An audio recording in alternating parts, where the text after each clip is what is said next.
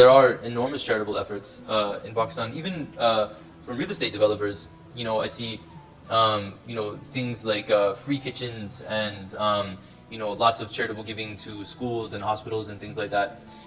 But at the same time, in Pakistan, as you know, I mean, there's enormous problems with poverty, and it seems like even though there's these big charitable efforts by people such as real estate developers, there's still a huge gap in the needs that exist, and it probably requires something like a government to actually meet these needs to close that gap.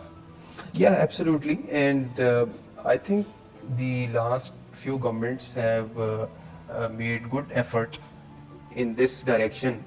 They brought more people into the tax net. So, but the level of success is not that much which is required. And the responsibility of the state towards the health, education, and other basic needs of life should be met. Yeah. And government has to perform better to collect more taxes. Yeah, yeah. I want to go back to something you said a little bit earlier, which was that the real estate market operates almost like the forex. When did that start happening? Was it the 2000s with the first real estate boom, where you could see these big shifts, maybe not necessarily day to day, but month to month, or is that something that came later, maybe in the 2010s? Yeah, after 9/11, it was day to day. Ah. Yeah, but I'm talking today's market. Yeah. It's now month to month, you can say. Okay. So you can always flip your investments, or you can trade your investments quite frequently. Yeah. Right. But otherwise, traditionally speaking, in the last 2 decades, at least 2 to 5 years is a good investment time to hold your investment, at least for 2 and maximum for 5 years. Yeah. But in this formula, again, there should be the consideration of when to get in and when to get out. Yeah. And also to keep your eye on the fluctuation of the market. Right. Market always not behave according to your expectations or according to your calculations. Yeah. You have to keep an eagle eye on the market to maneuver your plans all the time. Yeah, I mean, it seems like if someone's a long-term investor, they have to be maybe less concerned about these short fluctuations up and down. But if someone's more of a short-term investor, then that's something that they need to be very aware of. Absolutely. These kind of much smaller boom-bust cycles that happen where a price goes up and a price goes down. Whereas, if you're investing in the long term, I mean, you might see those short fluctuations, but in the end, I think over time, you hopefully be able to sell for a profit. I guess I want to know, with these shorter fluctuations, what's happening there? I mean, why will prices all of a sudden go up in one society or down in another society? And is that something that as a broker you can predict? Yeah, I think now with a good insight of more than 2 decades, my understanding of the future market has improved a lot, and it can be predicted, and I hope 70-80% your predictions can be true, but still markets can behave very unexpectedly.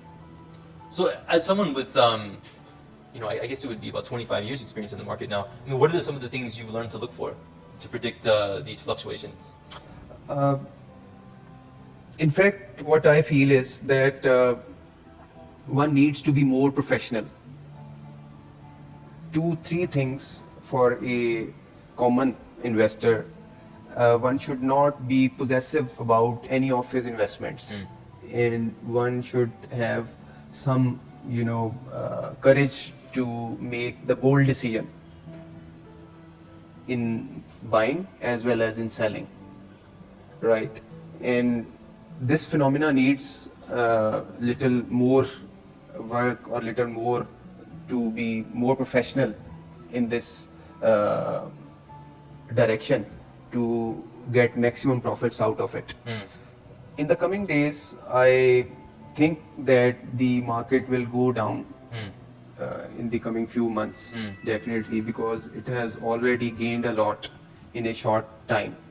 But it has not benefited the expatriate as it should be. And the reason, I think, is the devaluation of Pak rupees against US dollar.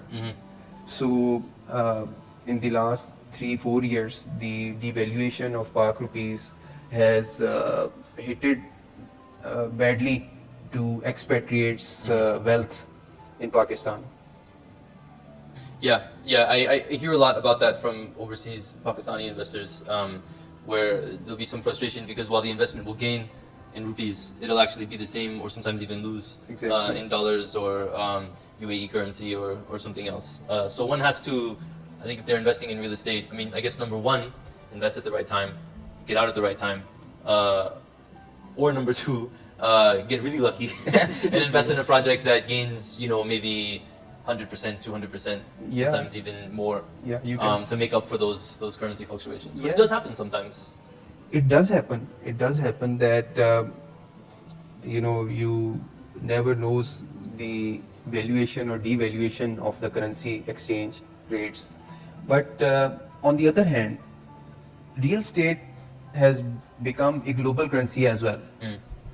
Expatriates are also now flipping their investments from country to country.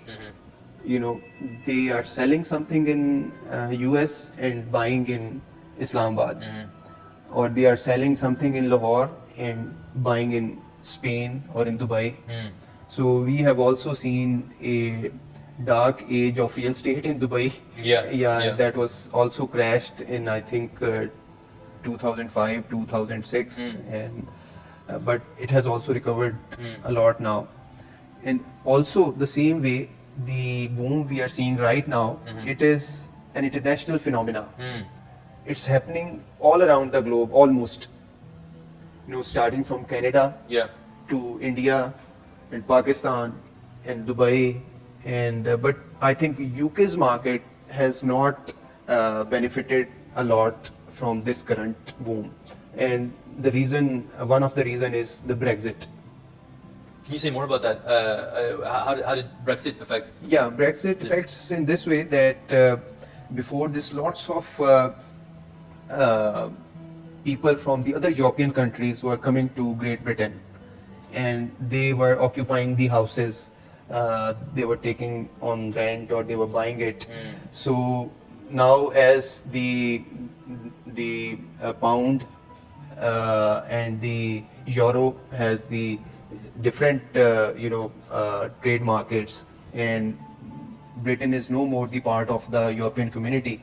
So the investors from the other European countries are no more coming to Britain. Even they are going back. I see. So that's one of the reasons they have not seen much benefit from this current global real estate boom. Yeah, it's really interesting though because I think people often think of Pakistan's real estate market as a local market, but you're saying that number one, these overseas Pakistanis play a really important role in the market, and number two, Pakistan's real estate market, just like any other major global market, is affected by these international shifts. So if real estate market is becoming weak in Dubai, then someone might shift their investment to Pakistan, but also vice versa. If someone holds real estate asset in Pakistan, they might end up selling that and then investing in Dubai, which strengthens their market. So Pakistan's real estate market is very much at the center of all of this global market activity, although maybe in a different way. I agree with you. That's true. And as the information is flowing freely around the globe, so it's easier for an investor to make his decision of buying and selling from country to country. So it's not really a need to be present there to make the decision.